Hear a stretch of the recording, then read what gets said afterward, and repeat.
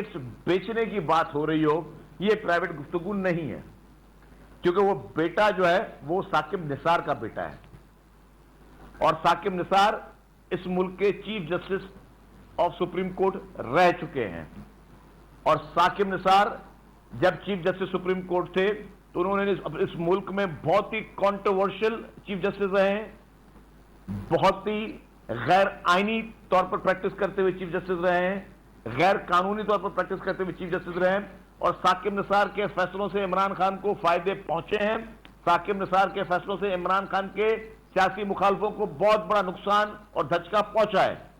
तो अगर आज साकिब निसार का बेटा गुफ्तगू में पीटीआई की टिकटें बेचने की बात हो रही है तो इसकी इन्वेस्टिगेशन हर हाईएस्ट फोरम पर होनी चाहिए और जरूर होगी।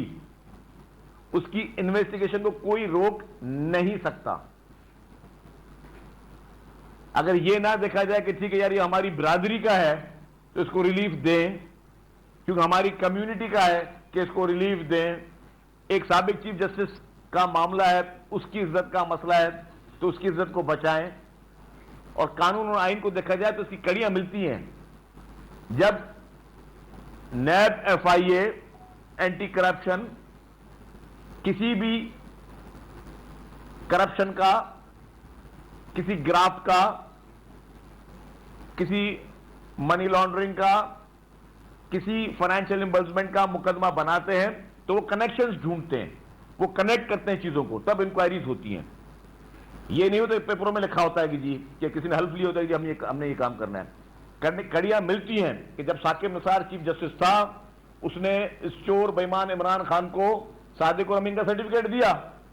कनेक्शन मिलते हैं कि साकिब निसार ने इमरान खान को बन्नी गाला का इल्लीगल कंस्ट्रक्शन रेगुलाइज करके दी। कड़ी मिलती है कि उसने इमरान खान के कहने पे उसके मुखालफों को चुन चुनकर सजाएं दी, उनको चुन चुन कर जेलों में भेजा।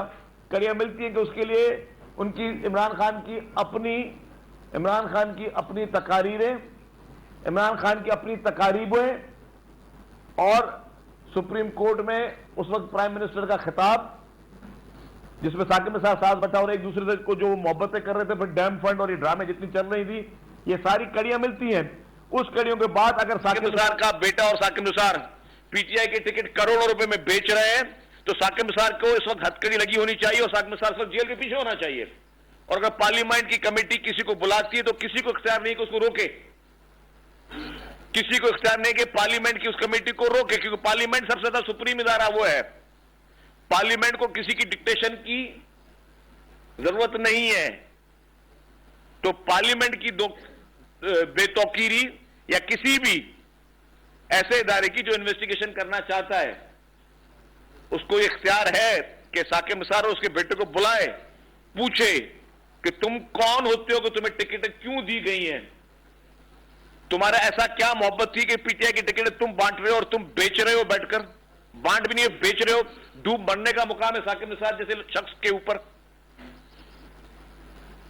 साकिब निसार जैसा शख्स, उसके लिए डूब मरने का मुकाम है, शर्म का मुकाम है कि एक चीफ जस्टिस तुम रह चुके हो सुप्रीम कोर्ट के, तुम आज पॉलिटिकल पार्टी के टिकटें बेच रहे हो। तुम्हारी ये औकात है, तुम्हारी ये हैसियत है। तुम्हारा बेटा बैठकर जो धंधे उसने उस वक्त किए किससे छुपे हुए? तुमने अपने दामादों के लिए जो फार्मास्यूटिकल कंपनियों को जो नुकसान पहुंचाया, अपने दामादों की दवाओं के लिए जो उनके ओपोनेंट कंपनीज थी उनको जो नुकसान पहुंचाया, ये तो बाकायदा इसका भी ओपन एंड शट केस है साकिब निसार का।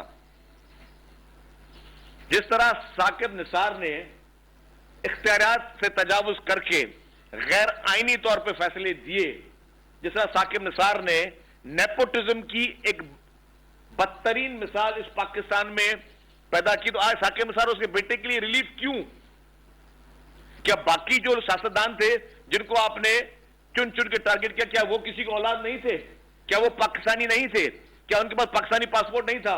क्या उनके पास पाकिस्तानी शनाख्ती कार्ड नहीं था? तो ये कौन सा आसमान से उतरा हुआ है साकिब निसार और उसका बेटा, जिसके लिए खुसूसी तौर पर खास मोहब्बत की जा रही है और रेड कारपेट दिया जा रहा है। जिस तरीके से आपने इमरान खान को रेड कारपेट और वो मोहब्बत जारी है, इमरान खान क्या कर रहा है आपके मुल्क के साथ? आज भी इमरान खान आपके मुल्क के खिलाफ एक झूठा बयानिया बेच रहा है पूरी इंटरनेशनल कम्युनिटी को। जो ह्यूमन राइट्स की वायलेशन की मद में जो बातें की जा रही हैं, वो बातें क्या हैं? ह्यूमन राइट्स की वायलेशन मद में पूरी दुनिया को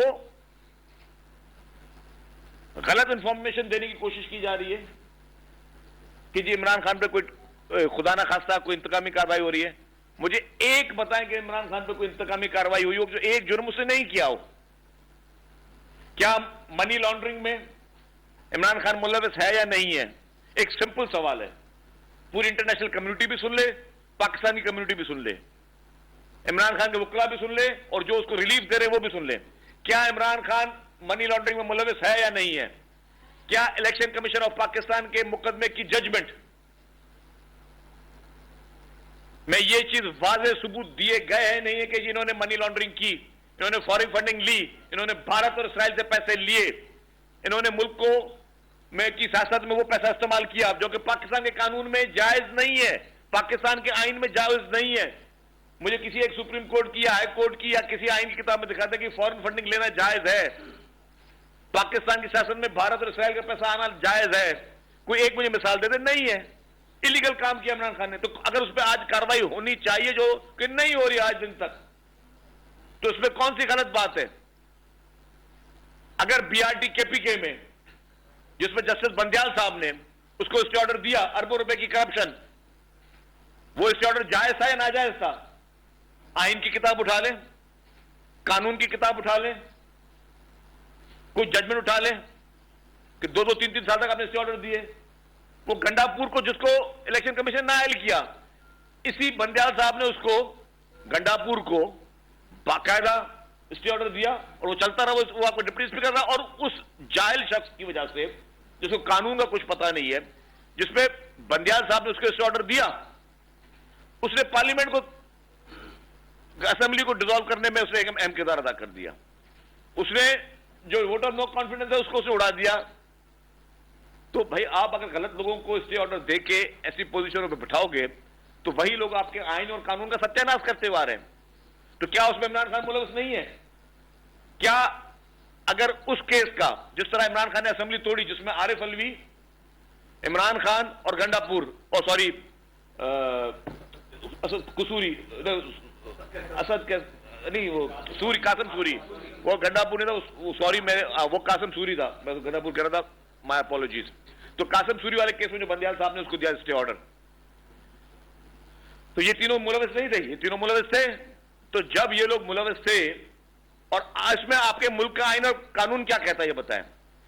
सुप्रीम कोर्ट की जजमेंट में लिखा हुआ है कि ये गैर आईनी काम किया है। जब गैर आईनी काम किया तो आपने इमरान खान को सजा क्या दी?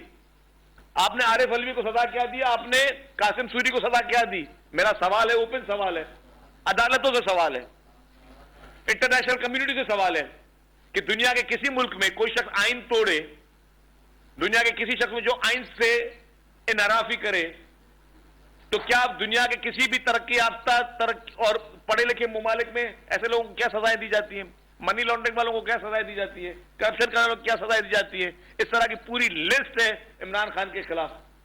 फिर जो सबसे घिनौना जुर्म अब किया उन्होंने कि आपके कौमी इदारों पर हमले करना, अपने कौमी इदारों पर हमले करना, उनको शुरू में उनको डिफेंड करना, हाई कोर्ट में कहना सेकंड डे जब इसको रियायत दी गई सुप्रीम कोर्ट भी कि अगर मुझे दोबारा गिरफ्तार किया तो दोबारा ऐसा रिएक्शन होगा। ये इमरान खान के अल्फाज है, मेरे अल्फाज नहीं है कि मुझे दोबारा गिरफ्तार किया तो दोबारा ये रिएक्शन होगा। ये एडमिशन भी है पुराने जुर्म की और नए जुर्म की पेशनगोई भी है, एतराफ भी है। एतराफ भी हमने पहले भी किया और आइंदा की धमकी भी है। ये देना कि जी अगर मुझे दोबारा गिरफ्तार किया तो मैं ये कर दूंगा, वो कर दूंगा। क्या ये पाकिस्तान, ये दुनिया के किसी कानून में अपने कौमी इदारों पर, अपने शौदा के मॉन्यूमेंट्स पे जिना, कायदे मोहम्मद अली जिना हाउस था, वो राय कोई भी राजा था कायदे मोहम्मद अली जिना हाउस, अपने मुल्क के बानी के घर को आग लगा देना, अगर दुनिया में कहीं और तो क्या होगा आपके साथ? और जो इंटरनेशनल कम्युनिटी को इमरान खान रोज झूठ बोल रहा है, मैं वही फिर कहूंगा कि कैपिटल हिल का फैसला सुन लें। कैपिटल हिल के मास्टरमाइंड को 18 साल कैद हुई थी इमरान खान। क्योंकि वहां पे कानून चलता है, वहां पे आपसे मोहब्बत रखने वाले लोग नहीं है वहां पे, कि वहां पे जो मखसूस ऊपर सीटों में लोग आपसे मोहब्बत करते हैं या उनके कोई और इश्यूज हैं कि आपको सजा नहीं मिल सकती। आप जेल में एक दिन भी जेल में नहीं गया इमरान खान आज दिन तक, इतने संगीन जुराइम के बावजूद एक दिन भी जेल में नहीं गया।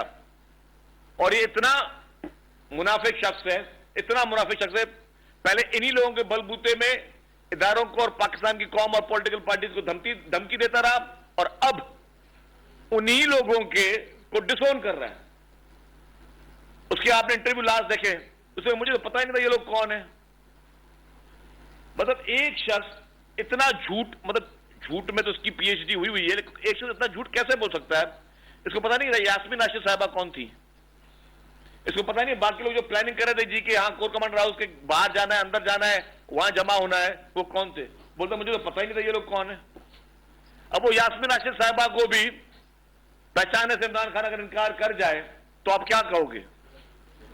कि पहले ये सारी प्लानिंग करो, एक सोची समझी साजिश के तहत जलाओ घेराव करो। आपके अपने एमएनएस और एमपीएस, उनकी फुटेज हमने रिलीज की हैं, उनकी वीडियोज हमने रिलीज की हैं, जो इस बलवे में जलाओ घेराव में मुलविस है, और आप कौन और कैसे कहते हैं मुझे पता ही नहीं लोग कौन है। तो मतलब यह कि पीटीआई के आज चेयरमैन वाकई तौर या दिमागी तौर पर वाकई उसकी हालत बिल्कुल खराब है। वो अब उसकी सोचने की जो एक सलाहियत है वो उसकी खत्म होती जा रही है, कि वो शख्स कहता है कि जी मैं इन लोगों को जानता ही नहीं हूं जिन लोगों ने जलाओ घेराव किया। अपने एमपीएस, एमएनएस, मिनिस्टर्स, हाथ में डंडे, मुंह पे नकाब, पत्थर, बंदूकें, कोर कमांडर हाउस, पिंडी जीएचक्यू, बाकी जगहों पर हमले करते हुए नजर आ रहे हैं, प्लानिंग करते हुए नजर आ रहे हैं। वीडियोस मौजूद है इनके इस्लामाबाद और पेशावर के लीडरान की, आपने देखी होंगी सोशल मीडिया पे, कि हाँ जी जीएचक्यू के बाहर जमा होना है, आपने देखी है वो वीडियोस। उसके बावजूद कहते हैं जी मैं इनको पहचानता नहीं हूं कौन कर रहा है। तो ये वो शख्स है कि सबको इस्तेमाल किया, पीटीआई के मासूम वर्करों को इस्तेमाल किया, मासूम लोगों को जिसको इसने उनके जहन में ये जहर डाला। इमरान खान ने जहर डाला, वो आज जेलों में पड़े हुए हैं। जिनके जहन में इमरान खान ने जिनको इस्तेमाल किया अपने नापाक अजायम के लिए, अपने इक्तदार की हवस के लिए, गैर आईनी तौर पर दोबारा इक्तदार पर आने के लिए इमरान खान ने जिन जिन वर्करों को, अहदेदारों को, पार्टी लीडर्स को और एमपीएस, एमएनएस को उससे इस्तेमाल किया, आज उनको पहचानने से इमरान खान इनकारी है। आज इनकार करता कि मैं उनको जानता ही नहीं हूं, वो लोग कौन थे, वो प्लांटेड थे, पता नहीं कौन थे। यास्मीन नाशिद साहिबा भी प्लांटेड थी, यहां पे आपके एमपीएस, एमएनएस भी प्लांटेड थे, यहाँ आपके लीडरान भी प्लांटेड थे, केपी के और आपके पिंडी इस्लामाबाद के लीडरान वो भी प्लांटेड थे, पूरा सब प्लांटेड थे। तो फिर आप हो कौन? अगर सबसे डिसोन करते हो तो छोड़ दो फरासत को ना तुम, और खुद भुगतो इन सारी चीजों को।